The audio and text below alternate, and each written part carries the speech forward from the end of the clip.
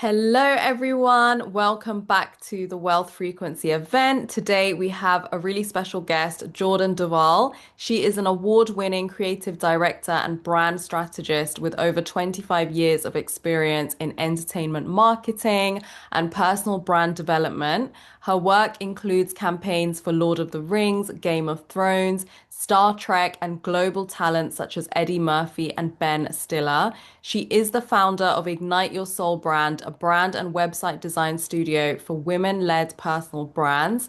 And Jordan uses color psychology and visual storytelling to define a brand's identity and create a clear, memorable presence that builds trust and positions the business for growth. Her method helps clients express who they are with clarity and confidence so their audience feels a real connection the moment they interact with the brand. And today we are talking about color psychology for personal brands, such as all the people in the audience. If you have a business, this is going to be very great for you. So, Jordan, welcome. Hello, thank you so much for having me. I'm excited to be here. Thank you so much for being here. I'm so excited to talk about this. So, let's dive straight in. First of all, let's just go here because when people are kind of designing their business or maybe they've already got a business and they want to just be more authentic, color is something they'd love to think about, but it's almost like they have to think about so many things first. But color is actually really important. So why in your field is it very important? Well, I really look at color as the defining factor of the emotion. And so I think that people often don't really understand the power of color. If you think about when you wear specific colors, you feel different ways. You may not be attuned to it, but you definitely do. If you walk into a certain kind of room, maybe it has a bright red wall or like a muted blue wall, you're going to feel differently based on the colors that you're surrounded by. And culturally, if you think about it, colors have meaning based on, how we are built as a society. Red means stop, green means go. So there are a lot of layers to color that you want to take into consideration. But I think it's really important to not leave it as an afterthought. Yeah, definitely. And when someone's starting out, they can think, okay, I'm just going to use all the colors that I like. And sometimes it can be, what is that line between doing too much and like not enough? Because we don't want it to be confusing or inconsistent, the message. Yeah, absolutely. Well, I think I get that a lot sometimes with clients, and like, my favorite colors are, ABC. And it's like, well, that's great, but that might not make sense for what it is you're trying to create and convey. And so there is a fine line between what you want to express and the feeling and your target market. So I can tell a good story that kind of illustrates this. So back in the early days of my business, I was working with a client, and she was, kind of unsure what direction she wanted to take her business. She had been working in corporate, and now she was thinking that she wanted to do like a productivity program and coach moms around that because she was, a new mom. So in talking about that, I was like, all right, if you're catering to new moms and that's who you're speaking to, there is, sort of a expected color treatment for someone in that space. You don't have to use it, but you want to at least be aware that that's a possibility. And so, in my head, I was like, all right, I'm just aware of that. It's not necessarily a decision making factor, but I'm aware of it. And then as we dove in deeper, she's like, actually, I don't want to work with new moms. I really actually want to kind of stick with my corporate roots and work with someone in corporate. And that changed the direction of the color palette. Like if you're working with new moms talking about, having babies and things like that, you may want to go with more muted or pastel tones that are just calmer, right? Because that's kind of conveying the emotion and that connection factor with who it is you're targeting.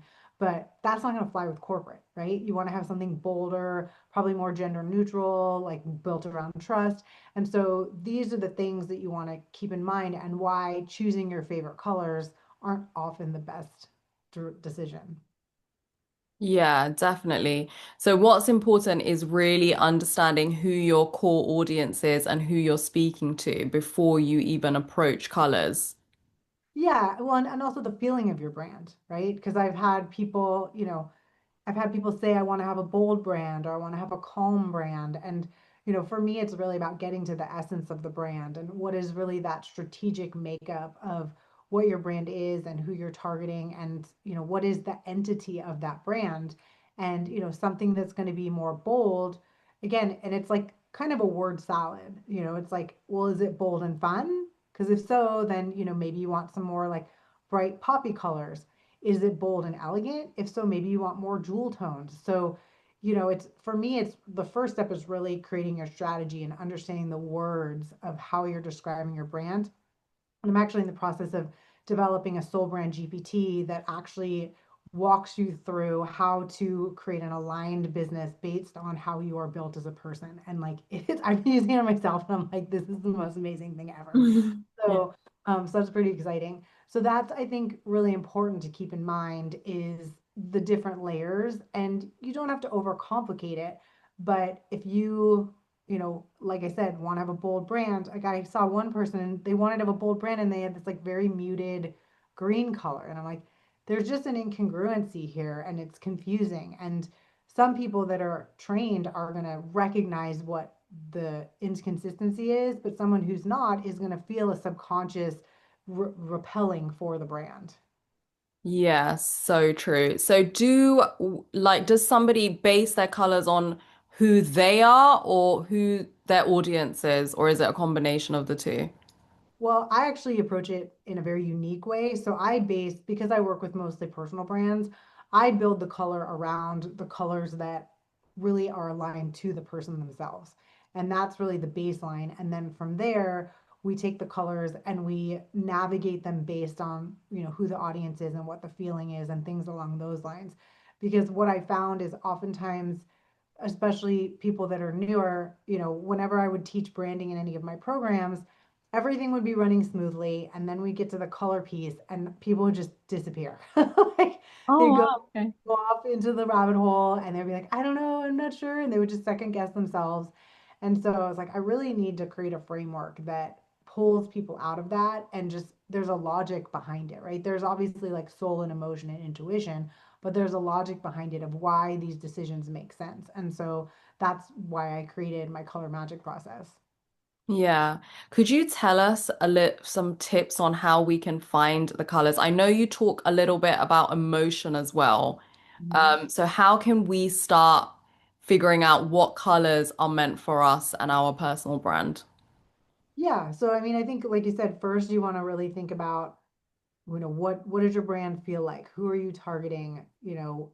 And you also want to think long term as well, right? If ultimately you want to be an authority and have a TED talk and be a speaker, there's a little bit of dreaming there, right? And you want to really build a brand about who around who you're becoming versus who you are now, or even who you are a couple steps down the road, because the thing is we're always evolving. And once you decide on your brand and you put it out, it's like already you've outgrown it because you've evolved into it. So sometimes you have to stretch yourself and make yourself feel a little bit uncomfortable of like, you know like, can I really pull that off? Is that really me? And sometimes that's the sweet spot.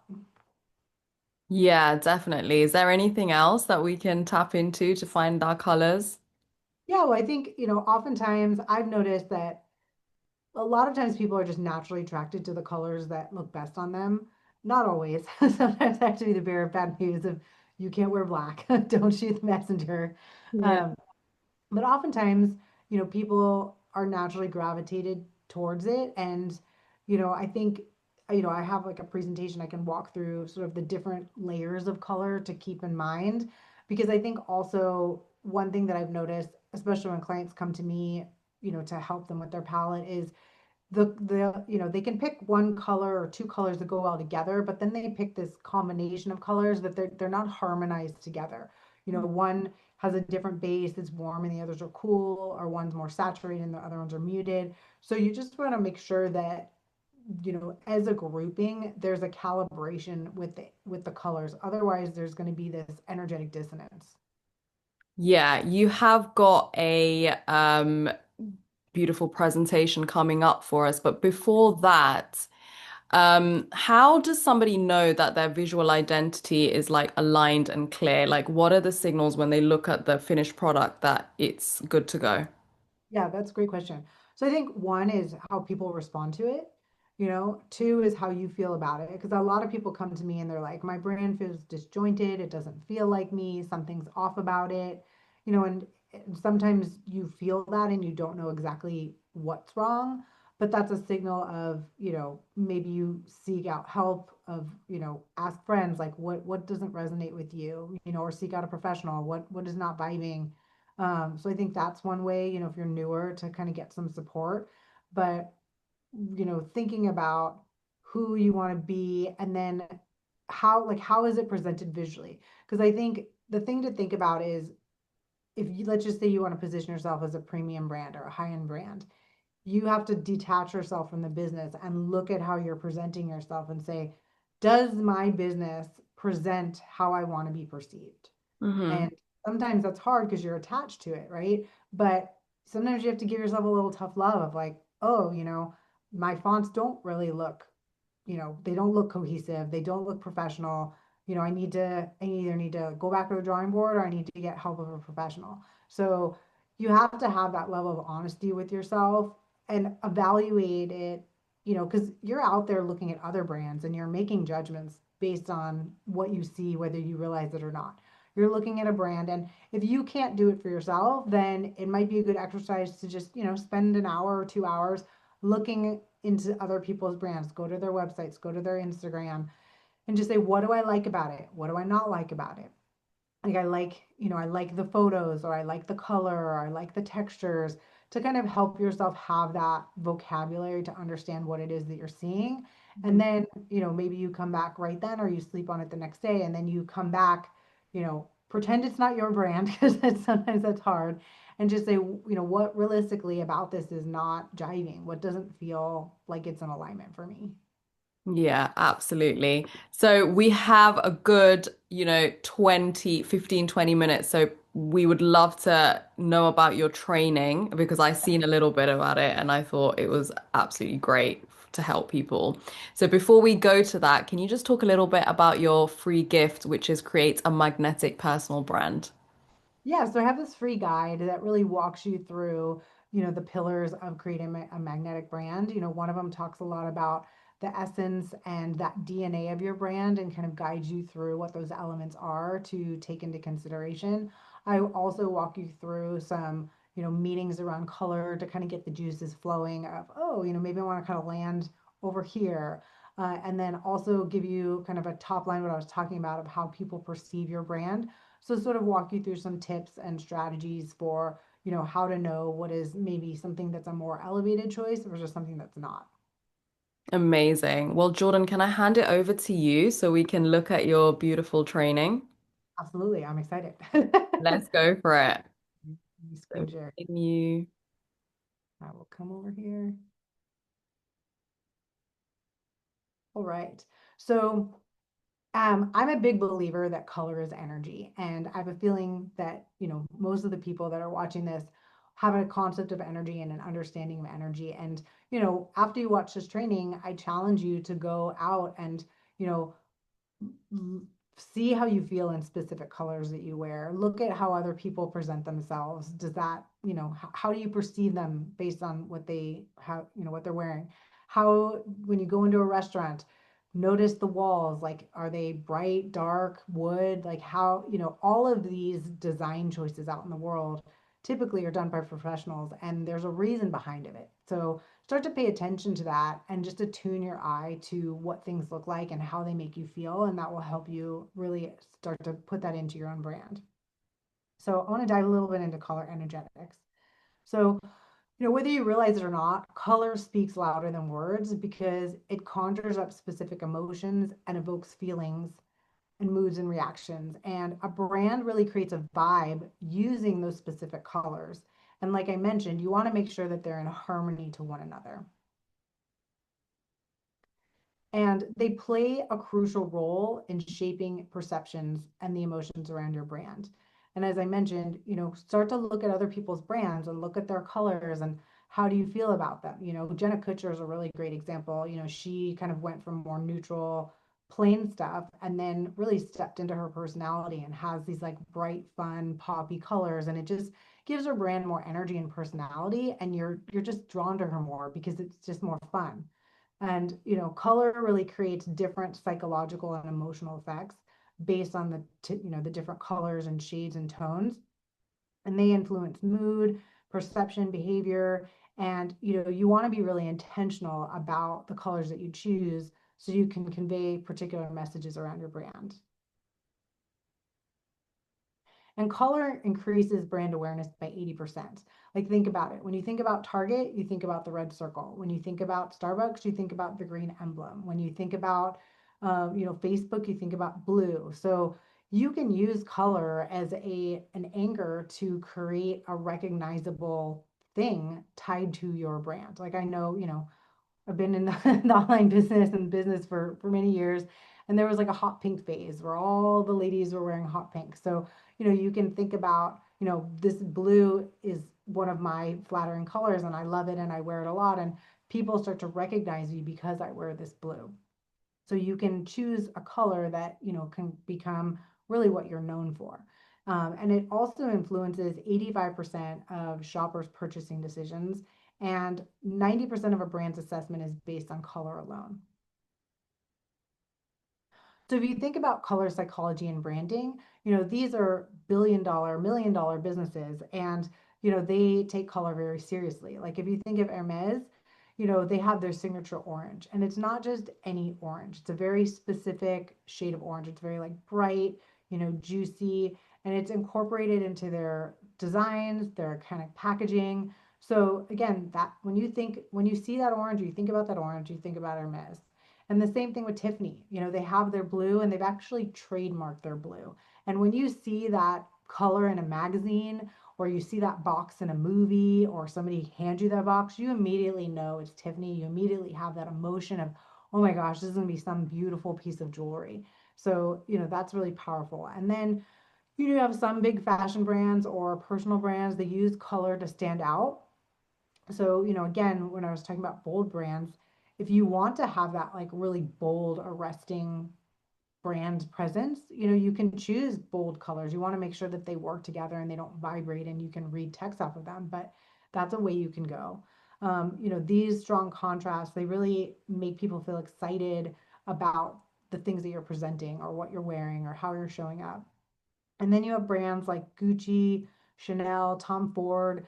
They're using rich colors like, blue, royal blue, gold, like these colors, these very neutral, timeless colors, they signal exclusivity and status. And so those palettes really go beyond fashion, right? It's really about, luxury and long term. So these are things that you could think about in, how do you want to present yourself? How do you want to position your business and your brand? And what colors are going to support that?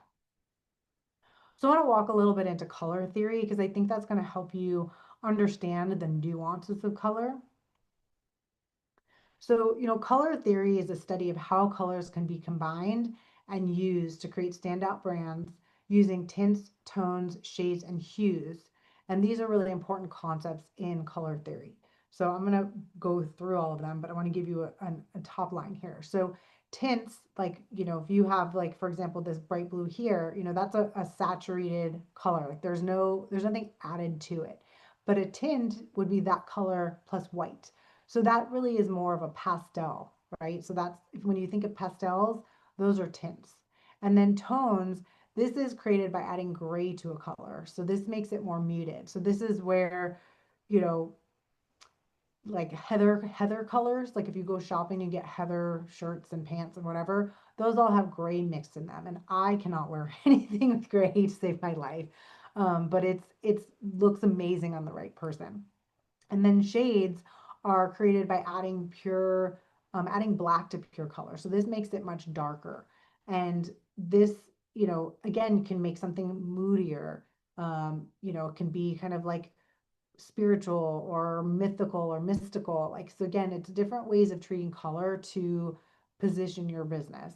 And then hues are the basic colors without any white, without any gray, without any black. It's just the pure chroma. Like, this is like a royal blue hue. It's very bright. It's very saturated. And I'm like, I do all of this work around color psychology and seasonal color analysis and things like that. And so, you know, based on who I am as a person, my personality complements this color. But this color could be very overpowering for someone, you know, like specifically someone that's maybe a summer, because they just have a calmer energy. They work better with muted tones. And, you know, I've been doing this for so long, I can spot someone and know that the colors are out of alignment or in alignment. But that's something to start paying attention in yourself. And then muted colors are muted with brown. And this is, you know, more of the earth tones, the olives, the mustards, the burgundies, things like that, which are beautiful colors, right? I mean, we've lost all our leaves in Asheville, but it was really pretty when they were there. So there's three dimensions of color. So you have the hue, which is like the color itself. The value, sorry, the hue is like the tint of like black, white, and then the value is the intensity, and then the chroma is like the pure color itself. And so you have the value, so you can have, right, this kind of like lemon yellow, and then you have on the other side the black. So this is going from the light yellow, right? So the medium to the dark. So you've got the pure color that's tinted, and then in the middle you have kind of the more muted colors, and then on the end you have like the shaded and the black. And then with the chroma, here you go from the gray all the way to the color itself. And so you're adding a little bit more of the chroma as you get all the way to that, you know, to that original color. And so, you know, this is something to think about with your color palette is if you're gonna do tinted, you really want to have all your colors tinted. If you're gonna do muted, you want all your colors muted. You don't want to have now suddenly, you know, when you have cool and warm, you don't want to suddenly have like two warm colors and two cool colors. And just because something's red, yellow, or blue doesn't mean it's automatically cool or warm. It's the ratio, right? Something that has more blue in it is going to be cool. So you can have a red that has more yellow, that's more of like a tomato kind of vermilion color that's a warm color. Then you can have a red that has blue undertones that's more like, you know, a cherry red. So, you know, there's nuances in that. So you can see here, you know, like a graph of the breakdown of color. So the first one is the hue. So it's all just really bright saturated colors. Then you have the tint. So it's the same color adding white. So again, this kind of is like the Easter egg pastels. Then you've got the tones, which has the brown in there, or sorry, the gray, and then you've got the shades that have like the darker colors in there. So, you know, when you look at these, if you take the colors from the different lines and mix them together, it's going to create an incongruence. And so I think, do we have time to do a little more? Yes, we have time. Okay. So I want to go into a little bit about seasonal brand essence because this is a really powerful tool. So when you create a harmonious color story, it starts with the four seasonal personality types. And, you know, I'm sure you may have heard of this. There's different ways about it. A lot of the things you find on out in the world are very formulaic. Like the work that I do is very custom to each individual person because everyone is unique to themselves. So, you know, when you look at it, you know, a brand palette is not just visual, it's vibrational. And I'm a big believer that, and I know this for fact, that each season is so much more than just the colors. Like if you think about the experience and the energy of a season, like spring is, you know, vibrancy and it's, you know, we've been in winter and now the flowers are coming out and everyone's high energy and the colors are so bright and the sun is coming out and there's this like vibrancy to it. And then we go into summer where now we have these longer days. It's like dustier, you know, like these beautiful sunsets at the end of the day. There's just like a calmness to it. There's a, like an elegance to it, and that really plays out into the colors, but also the aesthetics. Because I take this all the way down to lighting, color, texture, fabric. I break this out into, you know, how you style a photo shoot, how you choose fonts. Like this is a deep process. And then you have, you know, autumn. And so again, now we come from summer and now the leaves are changing color and, you know, the nights are getting longer. Things are getting a little chilly. Everyone wants to be cozy and warm. And that mirrors the color palette. And then you go into winter where it's like cold. And if you have, you know, I come from LA where we didn't have real winter, so it was like hot or super hot. But in Asheville, we have winter, and we've lost a lot of the leaves, and so now you have more. It's more about drama and contrast and things like that. And so that really shows up in the color and the aesthetics. And each seasonal color palette mimics the natural colors of the season. So you can see here you've got winter, which is cool and icy, and you have spring, which is fresh, bright, and warm. And then you have autumn, which is, warm, gold, earthy, and then summer, which is soft and cool. And the undertone of the colors is important. As I was mentioning before, you have warm versus cool. So you can see here, there's more yellow in these colors. And so that's what makes them warm. You could have the same colors and add more blue, and you would have a different version of the color. And so, here you can see these are just more cool in general because there's more blue there. So you can see the contrast is, this is more of a cool yellow because there's more blue in it. This is more of a warm yellow because there's more red in it. And this is more of a warm blue because it has, you can like, I mean, I'm very sensitive to color. You can see the red in it. Like it, would go a little closer to purple. And then you've got this cool, which has, more blue in it. And so you can see here, on the left, you've got winters and summers. Because those are both cool. And then you have spring and autumn on the right, which are warm. And then you have winter and autumn, which are darker. And then you've got spring and summer, which are lighter. And then you've got spring and winter, which are just more like brighter, saturated colors. And then summer and autumn, they're diluted colors with gray and brown. So the seasonal colors match to, the like winter is dark, cool, and bright. Summer is cool, muted, and light. Spring is warm, bright, and light. And autumn is dark, muted, and warm. And you can see here what I was explaining before is, you can have that pure chroma of winter, and you can also add black. So you can have like very, very dark shades. And then summer is the gray. I will say in my experience, it's sometimes a dark summer and a winter, like I have to do my process to sometimes deduce which one someone is because it can appear similarly. I've had people come to me that were pegged winters, but really they were a dark summer or vice versa. And then autumn, you've got the brown, and then spring, you've got the tints. So, you want to keep this in mind is spring is warm with lighter colors. Autumn is warm with the brown. And then winter is the cooler or the darker, and it's like pretty, saturated. And then summer is, more muted. Yeah, more muted. So hopefully that helps you.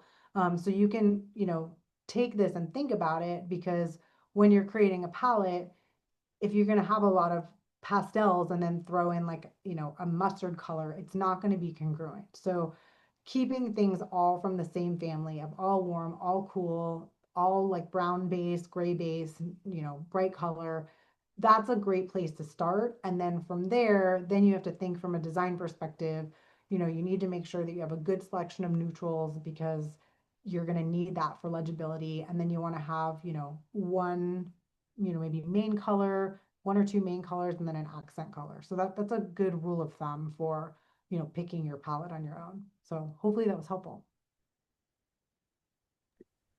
Thank you so much, Jordan. That was absolutely helpful. And I think that's going to be really crucial in people getting in touch with their colors. So, your free gift, Create a Magnetic Personal Brand, is down below. The link for anyone who wants to access that. Your website, igniteyoursoulbrand.com, and your Instagram as well. So, there's multiple ways you can get in touch with Jordan and her work. Yeah, thank you so much for being here with us and opening this amazing portal into color psychology. Excellent. Well, thank you so much. And if anyone has deeper questions, feel free to reach out to me through my website or Instagram. Amazing. Thank you, Jordan. Thank you.